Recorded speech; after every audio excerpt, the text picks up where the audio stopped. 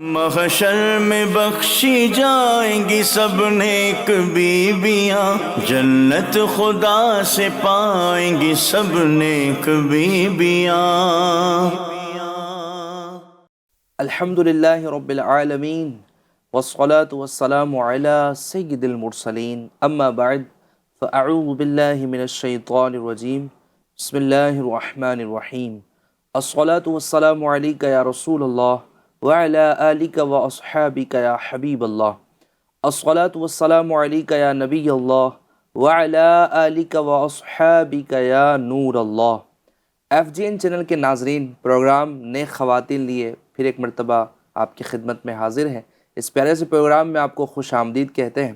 الحمدللہ علی احسانہ، اس پروگرام میں ہم بڑی ہی پیاری پیاری باتیں لیے حاضر ہوتے ہیں، بہترین سے بہترین ہمارے ٹاپکس ہوتے ہیں، اور وہ ٹاپکس ایسے ہوتے ہیں کہ جس پر ہم عمل اگر کریں، یعنی جس کو سن کر اگر ہم اس پر عمل کریں تو یقیناً ہم اپنی زندگی کو خوشگوار بنا سکتے ہیں۔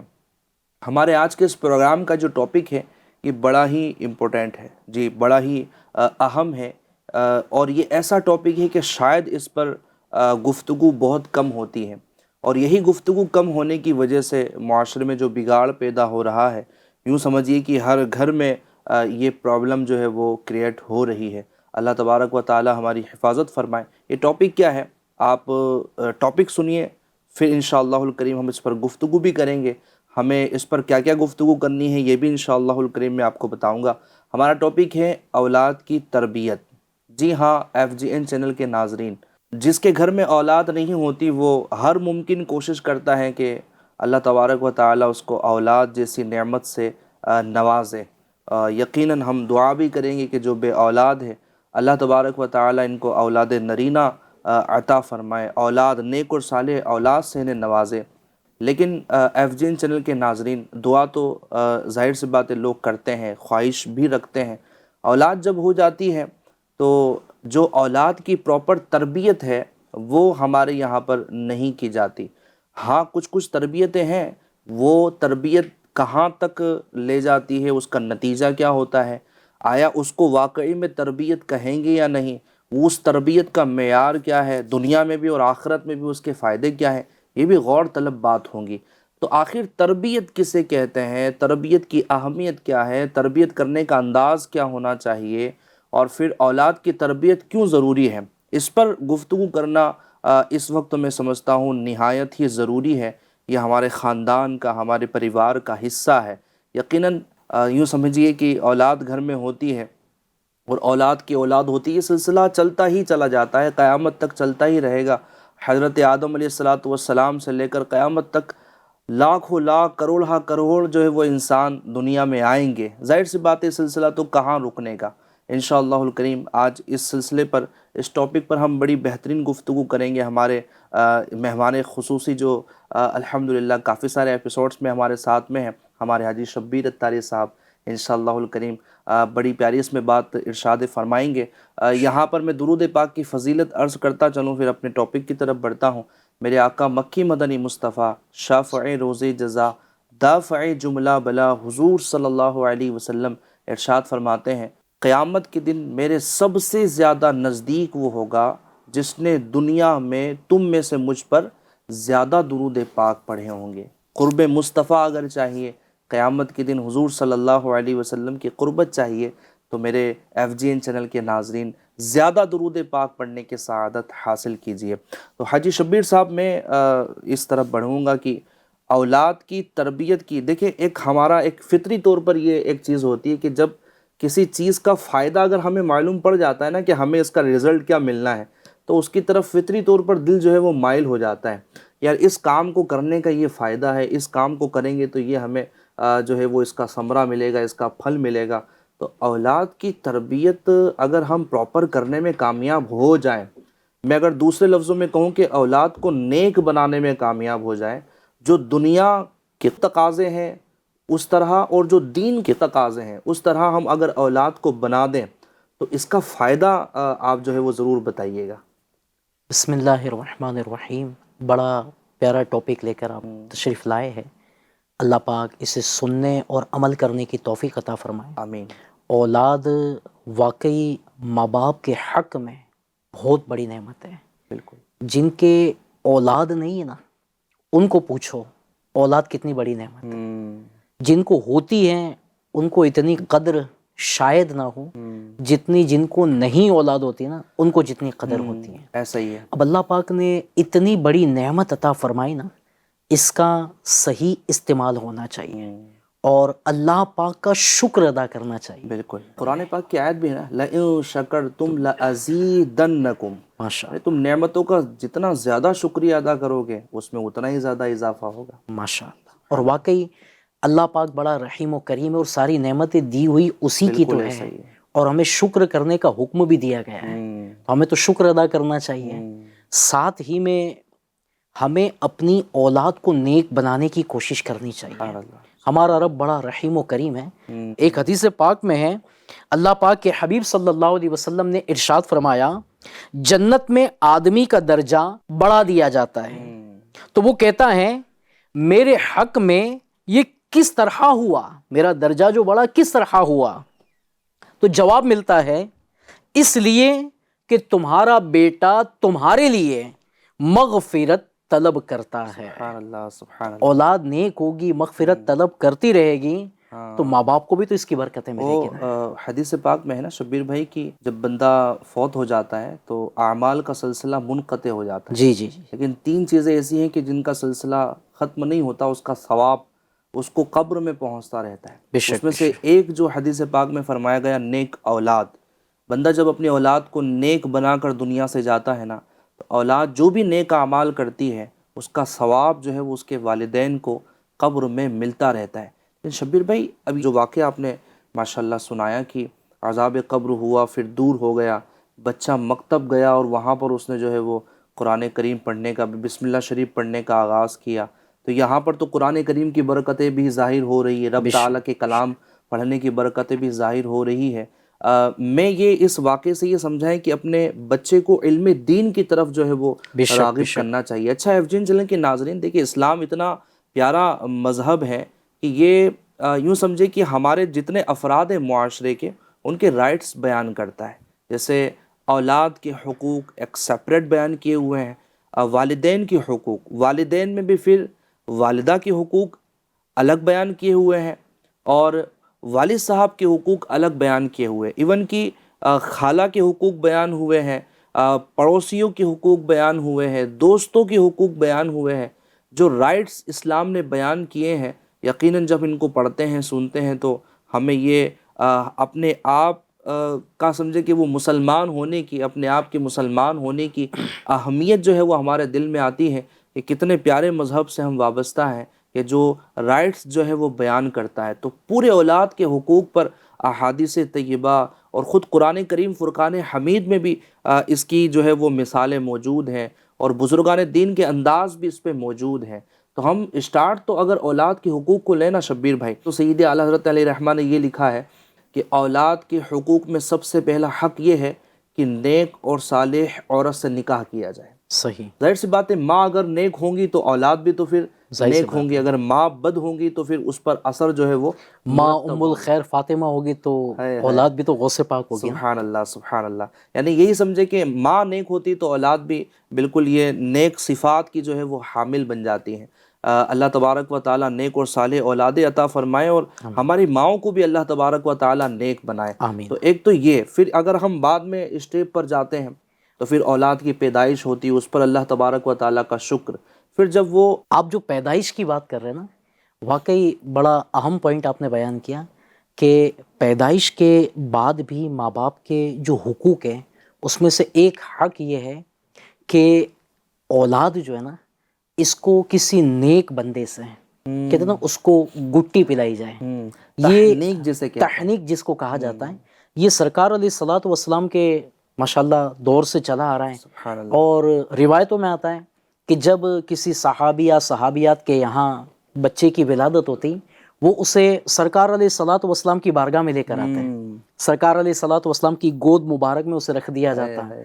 اب پیارے آقا صلی اللہ علیہ وسلم ایک روایت میں چھوہارا اس سے ماشاءاللہ تناول فرماتے اور چبا کر لعاب مبارک ماشاءاللہ اس میں لگتا اور پھر اس کو بچے کہنے سب سے پہلی غذا بچے کے پیٹ میں جو گئی نا وہ سرکار علیہ الصلوۃ والسلام کا لعاب مبارک تھا. اب ظاہر سی بات ہے کہ یہ ایک نیک لوگوں کی سوچ ہوا کرتی تھی اور یہ ایک اچھی فعال بھی ہے, اس سے اولاد بھی تو ماشاءاللہ نیک بنے گی نا. تو ہمیں بھی چاہیے کہ اللہ پاک ہمیں جب یہ نعمت عطا فرمائے تو ہم کیا کریں, نیک لوگوں سے ماشاءاللہ آل رسول ہے, سید ہے, عالم ہے, علماء کرام ہیں, ان سے ہم گٹی دلانے کی تحنیک کی ماشاءاللہ سعادت حاصل بجائے کریں. اس کے کہ بیجا رسم و رواج کی طرف شبیر بھائی بڑھے, یہ جو ایک ہمیں یہ سمجھ لینا چاہیے ماشاءاللہ الکریم علماء کرام ہماری تربیت فرماتے ہیں کہ ہمیں کیا کیا کرنا ہے اور کیا کیا نہیں کرنا ہے. عقیقے کی بھی پوری ایک وضاحتیں ہیں. خیر ہمارا سلسلہ بہت ہی لانگ ہو جائے گا, ہمیں چند پوائنٹس کی طرف آنا ہے.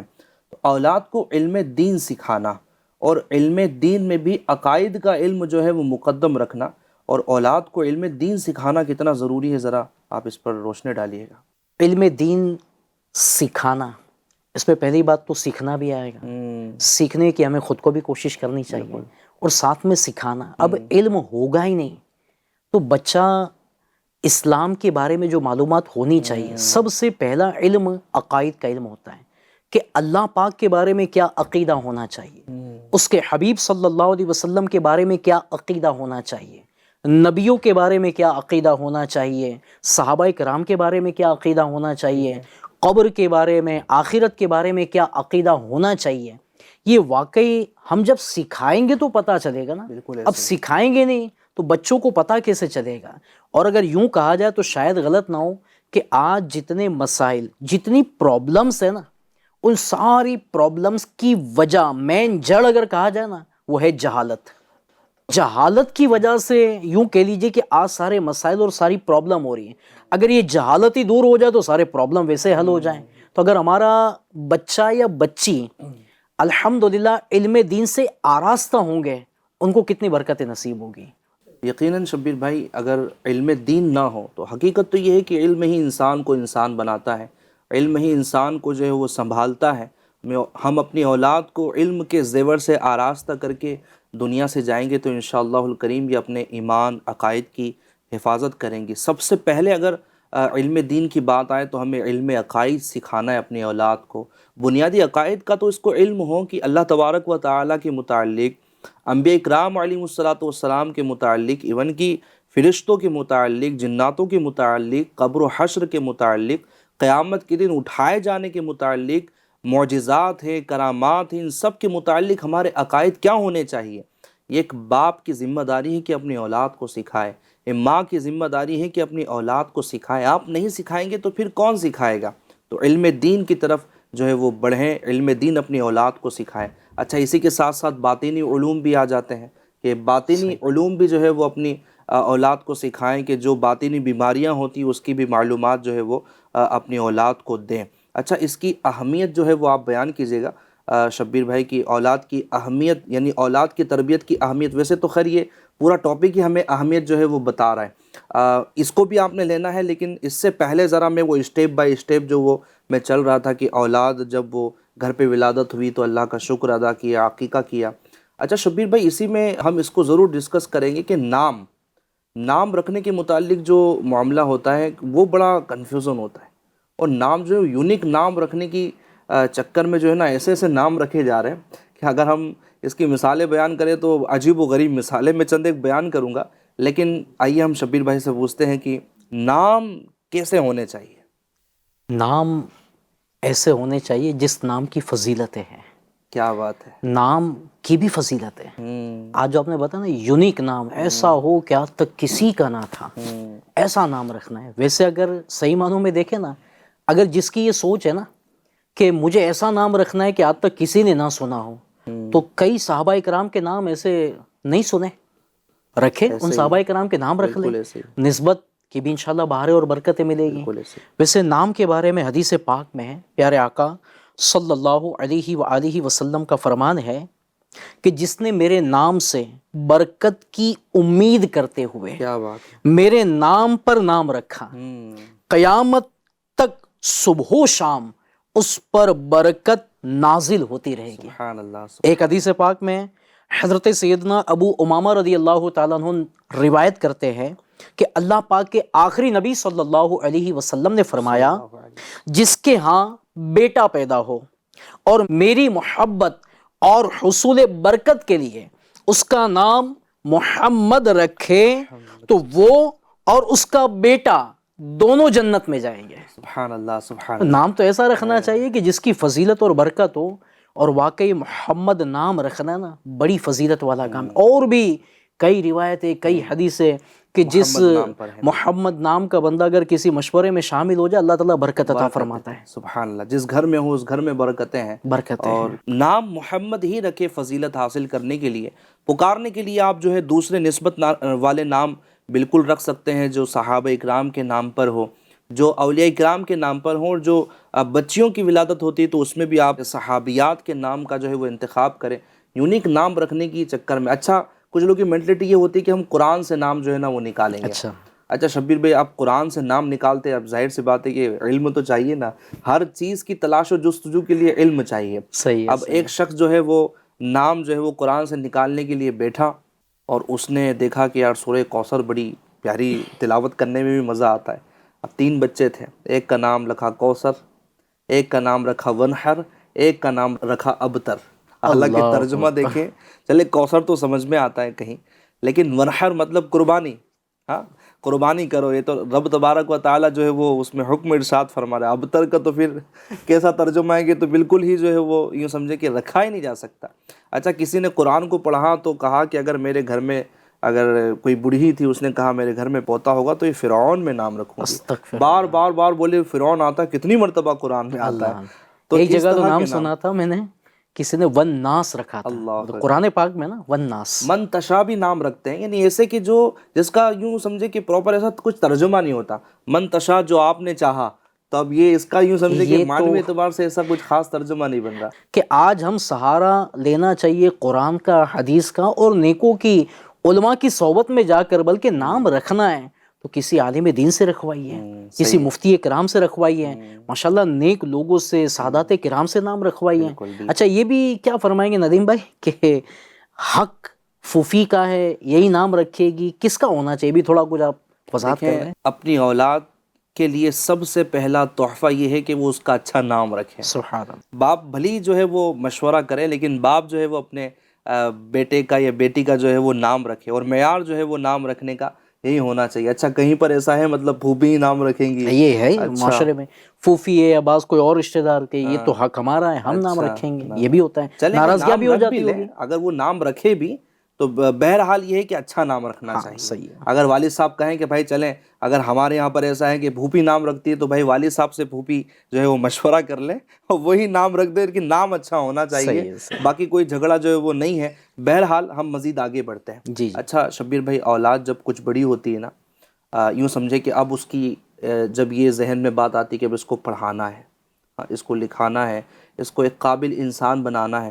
اب اس کا اسکول میں ایڈمیشن ہوتا ہے، آپ معاشرتی طور پر بھی بتائیے گا کہ ایک اولاد کی تربیت معاشرتی طور پر کس انداز میں ہو کہ وہ معاشرے کا اچھا فرد کیسے بنے، اور پھر اسکول کالج کی طرف تو چلیں اس کو پہنچانا ہے، یقیناً ہمیں ڈاکٹرز بھی چاہیے، انجینئرز بھی چاہیے، ہمیں اس طرح کے ایجوکیٹڈ لوگ بھی چاہیے معاشرے کو، ان کی بھی ضرورت اپنی جگہ پر مستحکم ہے، اس کا کوئی انکار نہیں کرتا، لیکن تربیت کے نام پر، ایجوکیشن کے نام پر صرف اس کو دنیاوی تعلیم کی طرف جو ہے وہ راغب کرنا ہے، اور دین کی تعلیم کی طرف اس کو جو ہے نا وہ راغب نہیں کرنا۔ اچھا، کرنا ہے تو کچھ منٹ کے لیے، کچھ گھنٹوں کے لیے، تو آپ ذرا دونوں چیزوں کو جو ہے وہ ذرا سا واضح کریں کہ یہ تعلیم جو اولاد کی تربیت کے نام پر ہمارے یہاں پر دی جاتی ہے، اس کا معیار کیا ہو۔ پہلی بات تو یہ ندیم بھائی کہ ایک تعداد ہے جن کا ایک ذہن بنا ہوا ہے کہ بچہ بڑا ہوگا نا پھر اس کی تربیت کریں گے۔ اچھا، حقیقت میں بچپن ہی سے تربیت کی جاتی ہے۔ بچہ تھوڑا سا سمجھدار ہوا نا، جیسے اس کو ایک مثال کے طور پر کہا جائے نا، بچے کا مائنڈ جو نا موم کی طرح ہے، موم کو جس سانچے میں ڈھالا جائے اس سانچے میں وہ ڈھل جاتا ہے، نرم ہوتا ہے نا۔ تختی کی مثال دی جاتی ہے کہ تختی پر جو لکھ دیا جائے، کیونکہ بچپن میں جو دماغ میں بیٹھ جاتا ہے نا وہ ہمیشہ رہتا ہے۔ تو یہ نہیں ہے کہ کچھ بڑا ہو جائے گا بعد میں اس کی تربیت سٹارٹ لیں گے۔ اچھا، اس میں ایک تعداد ہے جو سستی کا شکار ہے، وہ یہ سمجھتے ہیں میرے ذمے کمانا ہے، کما کر پیسے دے کر اس کو اچھی اسکول میں ایڈمیشن کروانا ہے، اچھی جگہ ٹیوشن کروا دینا ہے، اچھی کلاسز میں بٹھا دینا ہے، میری ذمہ داری ختم ہو گئی. ایسا نہیں ہے. ایجوکیشن دلوانا ہے کیونکہ وہ بھی ایک ضرورت ہے، مگر سب سے پہلی بات اگر کہی جائے نا تو اس کو اسلامی مینرز سکھانے پڑیں گے. جیسا کہ سرکار علیہ الصلوۃ والسلام کی سنت ہے، ظاہر سی بات ہے کہ ہمیں زندگی کیسے گزارنی ہے اس کا پورے کے پورا طریقہ کار سرکار علیہ الصلوۃ والسلام کی سنتوں میں موجود ہے. تو ہم سرکار علیہ الصلوۃ والسلام کی سنتیں اپنے بچوں کو بچپن ہی سے، مثال دے رہا ہوں، کھانا کھانے میں سیدھے ہاتھ سے کھانا پینا لینا دینا سنت ہے. اب کھانا کھلاتے وقت نا، کھانا بچہ ساتھ میں کھا رہا ہے، اس وقت آج ایک ٹرینڈ پایا جاتا ہے بعض جگہ پر، کانٹے اور چمچ سے کھانے کا طریقہ تو سکھایا جاتا ہے مگر سنت طریقہ کیا ہے وہ نہیں سکھایا جاتا. اللہ اکبر. اس میں فخر محسوس کرتے کہ میرے بچے کو کانٹے چمچ سے کھانا آتا ہے. کس چیز کو کانٹے سے کھانا ہے، کس کو چمچ سے کھانا ہے، کس کو کیسے کھانا ہے. یہ اس پر فخر محسوس کرتے کہ میرے بیٹے کو یہ آتا ہے. فخر تو اس بات پر ہونا چاہیے کہ میرے بیٹے کو کھانے کے پہلے کی دعا یاد ہے یا نہیں ہے. بچے کو کھانے سے پہلے کی دعا یاد کروانی چاہیے، کھانے کے بعد کی دعا آنی چاہیے. بیٹے کو سیدھے ہاتھ سے کھانا پینا اس کا طریقہ سکھانا چاہیے. کئی گھروں میں الٹے ہاتھ سے کھانے پینے کا، حالانکہ سیدھے ہاتھ سے کھانا پینا لینا دینا سنت ہے اور الٹے ہاتھ سے کھانا پینا لینا دینا شیطان کا طریقہ ہے. مگر آج کئی گھروں میں یہ انداز پایا جاتا ہے. تو کھانے کی سنتیں کیا ہے، پانی پینے کی سنتیں کیا ہیں، بولنے کی سنتیں موجود ہیں، چلنے کی سنتیں موجود ہے، بیٹھنے کی سنتیں موجود ہیں، لیٹنے کی سنتیں موجود ہیں، ارے واش روم میں جانا ہے اس کی بھی سنتیں موجود ہیں. اس کے علاوہ الحمدللہ دعائیں موجود ہے کہ سوتے وقت کون سی دعا پڑھنی چاہیے، اٹھ کر کون سی دعا پڑھنی چاہیے. یہ ساری اسلامی مینرز جس کو کہا جاتا ہے یہ ہمیں سکھانے ہوں گے. ساتھ میں اخلاقیات، اسکول کالج میں ہمیں پڑھنے کے لیے بھیجنا ہے مگر یہ بھی تو غور کریں کہ ہمارے بچوں کے اخلاق، یہ ظاہر سی بات ہے اسکول میں یہ تعلیم نہیں دی جاتی کہ ہمارے اخلاق کیسے ہونے چاہیے. اور اخلاق سکھانے کے لیے جو ہے نا اس کو سرکار علیہ الصلوۃ والسلام کے اسوہ حسنہ، آپ صلی اللہ علیہ وسلم کے جو اخلاق مبارک ہیں وہ اسے بتانے ہوں گے کہ سرکار علیہ الصلوۃ والسلام نے کیسے زندگی گزاری ہے. تو واقعی سرکار علیہ الصلوۃ والسلام کی سیرت اگر ہم بچوں کو سنائیں کہ ہمارے پیارے آقا علیہ الصلوۃ والسلام کی سیرت یہ تھی، صحابہ کرام کی سیرت ان کو سنائیں، اولیاء کرام کی سیرت ان کو سنائیں، اس سے الحمدللہ عز و جل بہترین تربیت ہوگی. پھر اس کے علاوہ جو سنتوں کے بارے میں بتایا گیا، اگر سنتیں ہم سکھائیں، اخلاق کے بارے میں ہم سکھائیں، ظاہر سی بات ہے کہ جو دین سکھا رہا ہے نا، بندہ اگر اس کو سکھانے میں کامیاب ہو جائے نا تو الحمدللہ دنیا بھی سنور جائے گی، آخرت بھی سنور جائے سبحان گی. اللہ. یہاں سورہ لقمان میں مزید جو ہے وہ نصیحتوں کا یہاں پر بیان موجود ہے. حضرت لقمان رضی اللہ تعالی عنہ آپ نے جو نصیحتیں فرمایا اس کا خلاصہ یہاں پر موجود ہے. آپ کہتے ہیں، اے میرے بیٹے، چھوٹی سے چھوٹی برائی سے بچنا، کیونکہ برائی اگر رائی کے دانے جیسی چھوٹی سی بھی ہوگی اور وہ کسی چٹان، آسمان، زمین، غار میں کہیں بھی ہو، اسے قیامت کے دن اللہ تعالیٰ بندے کے سامنے لے آئے گا. اللہ. اور نماز قائم رکھنا، اب دیکھیں نصیحتیں کتنی پیاری ہے. اور نماز قائم رکھنا، اچھائی کا حکم دینا، برائی سے منع کرنا اور مصیبت پر صبر کرنا، بے شک یہ بہت ہمت والے کاموں میں سے ہیں. یوں ہی مغرورانہ اور متکبرانہ رویہ اختیار نہ کرنا، جیسے لوگوں سے ٹیڑھے منہ بات نہ کرنا، چیخ چلا کر بولنے کے بجائے مناسب آواز میں کلام کرنا، کیونکہ چیخنے کی آواز بری آواز ہے اور سب سے بری آواز گدھے کی آواز ہے جو چیخ چیخ کر جو ہے وہ رینکتا ہے. نیز اپنے چلنے میں درمیانی چال سے چلنا، اکڑ کر نہ چلنا، کیونکہ اللہ تعالیٰ کو اکڑنے والا، تکبر کرنے والا بندہ پسند نہیں ہے. کیا بات. کتنی پیاری شبیر بھائی یہ نصیحتیں ہیں. یہ معاشرتی طور پر بھی تو یہ ہو گیا نا، بے شک. اچھائی کا حکم دینا ہے، برائی سے منع کرنا ہے، تکبر نہیں کرنا ہے. موجودہ ایجوکیشن ایسا لگتا ہے نا شبیر بھائی کہ بندے کے اندر کہیں نہ کہیں تکبر پیدا کر دیتا ہے.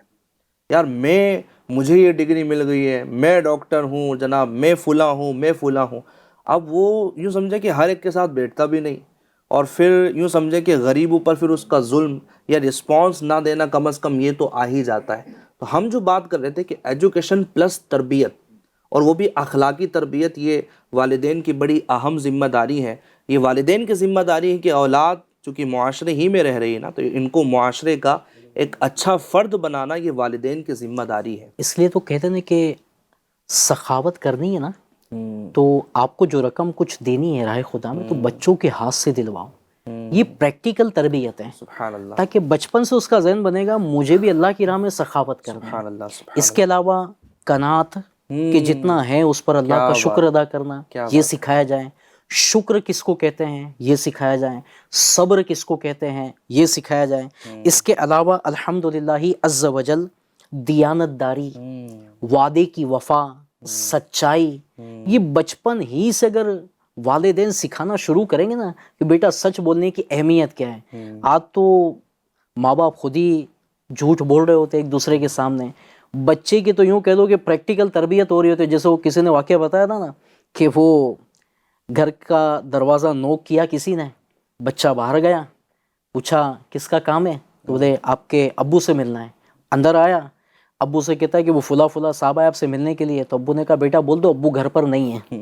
تو بچہ باہر جا کر بولتا ہے ابو نے کہا کہ ابو گھر پر نہیں ہے. یعنی یہ چوٹ کرنے والی بات ہے کہ پریکٹیکل تربیت باپ بیٹے کی گھر میں کر رہا ہے کہ جھوٹ کیسے بولا جاتا ہے، دھوکہ کیسے دیا جا رہا ہے.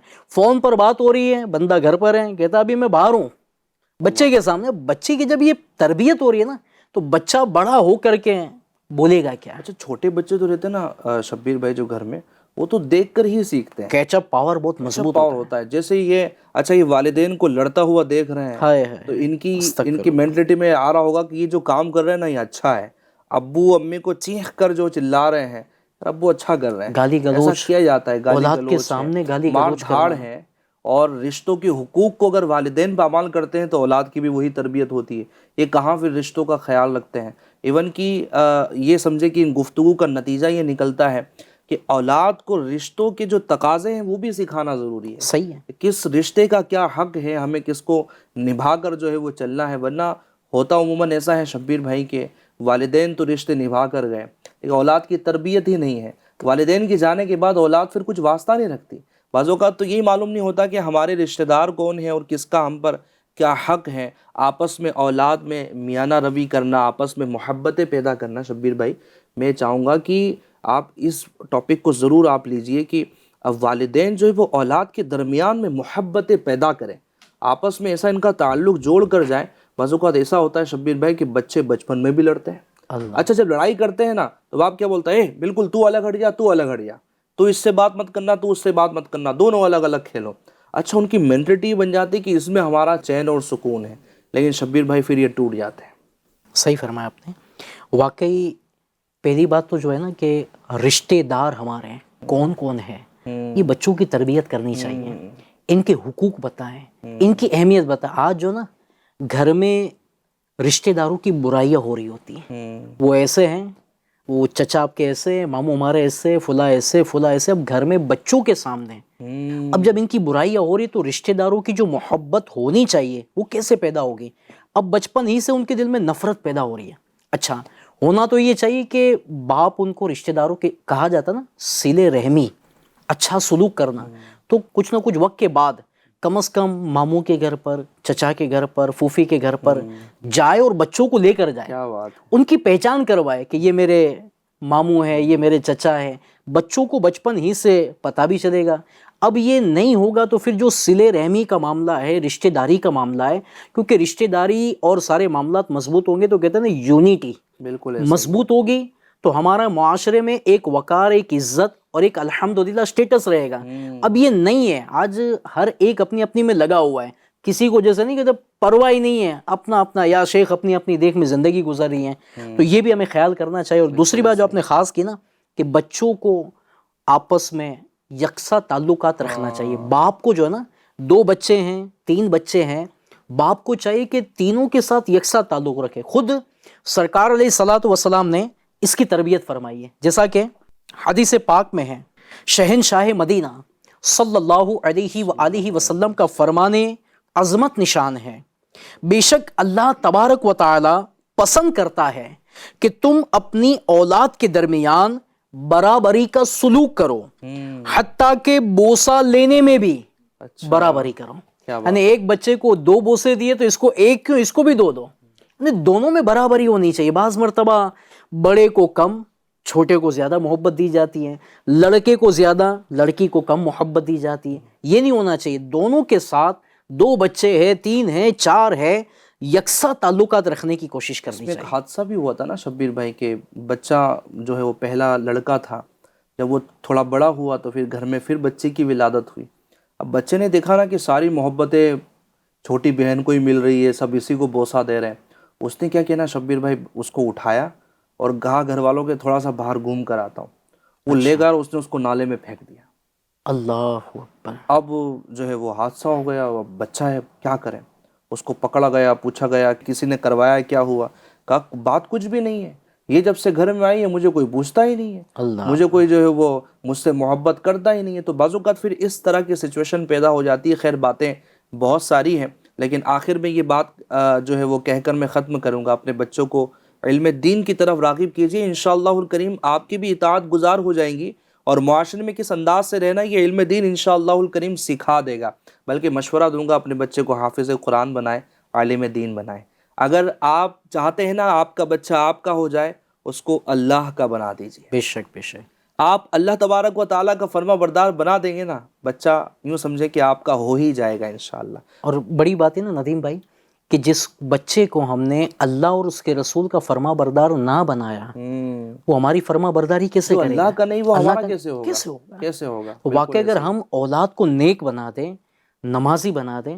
آپ کو ایک مثال دے دوں آخر میں کہ ایک بڑی تعداد ندیم بھائی, غور کیجئے گا ناظرین FGN چینل کے, ایک بڑی تعداد جمعہ پڑھتے ہیں. کبھی غور کیا یہ بڑی تعداد جمعہ کیوں پڑھتی ہیں؟ ہو سکتا ہے جو میں وجہ بیان کر رہا ہوں یہ بھی ہو, اس کے علاوہ بھی ہو سکتی ہے. ایک وجہ جو غور کی نا وہ یہ محسوس ہوئی کہ آج جو جمعہ پڑھ رہے ہیں نا ان کے باپ نے بھی جمعہ پڑھی ہے. اللہ اکبر. کیونکہ باپ کو انہوں نے بچپن میں ہوتا نا, آج بچہ چھوٹا ہوتا ہے تو بھائی اس کو نلا دو, کفنی پہنا دو, اس کو مسجد لے جانا تو انگلی پکڑا کر یا اٹھا کر مسجد لے گئے, کونے میں بٹھا دیا, یا نہیں بھی لے گئے تو اس نے باپ کو ہر جمعہ کو نہ دھو کر عطر سرما لگا کر مسجد جاتے دیکھا.